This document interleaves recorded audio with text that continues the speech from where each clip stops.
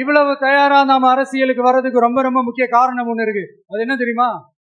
நன்றி கடன், நன்றி கடன், நன்றி கடன். கிட்டத்தட்ட ஒரு 30 வருஷமா, 30 வருஷத்துக்கு மேல நீங்க தான், நம்ம மக்கள் தான் என் கூட நிக்கிறீங்க, எனக்காக நிக்கிறீங்க, என்ன தாங்கி பிடிக்கிறீங்க, மனசுல ஏந்தி பிடிக்கிறீங்க, தாய் அன்போட மடியில ஏந்திக்கிறீங்க. உண்மையை சொல்லணும்னா வேற யாரை விடவும்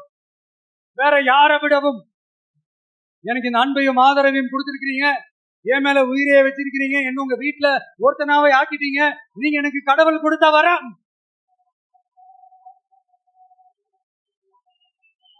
உலகம் பூரா நமக்காக நம்ம கூட நிக்கிற நம்ம மக்களை நான் எப்படி மறப்பேன்? நான் என் லைஃப்ல ரொம்ப உயிரா நினைக்கிறது பெண்களை, குழந்தைங்களை, இளைஞர்களை, உழைக்கிற மக்களை தான். இவங்க தான் நம்மளோட வகைரா. இத பார்த்துதான் நம்மளோட எதிரிகளுக்கு பத்தி எரியுது. அதுக்காக நாம என்ன செய்ய முடியும்? அதனால நம்ம உறவுகளை, சொந்தத்தை, வகைராவை யாருக்காகவும் எதுக்காகவும் விட்டு கொடுக்க முடியாது இல்லையா? Here at this moment among this August gathering, I want to open my heart and say, I enjoy people. I respect people. I worship people.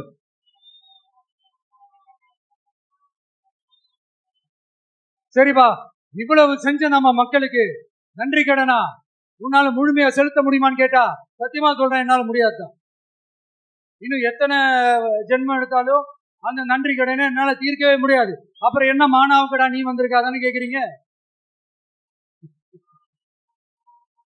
Mind voice கேட்ட மாதிரி இருக்கு. வாழ்நாள் முழுக்க உங்க மக்களுக்காக ஆதரவா துணையா நிக்கிறது தவிர, அவங்களுக்காக உழைக்கிறது தவிர எனக்கு வேற எந்த எண்ணமும் இல்ல. எனக்கு இப்ப வேற வேலையும் இல்லை.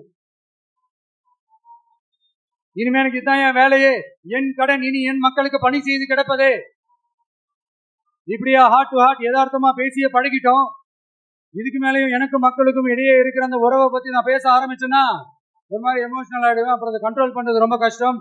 அதனால என்ன மனசார நேசிக்கிற நம்ம மக்களுக்கு ஒன்னே ஒண்ணு சொல்றேன்.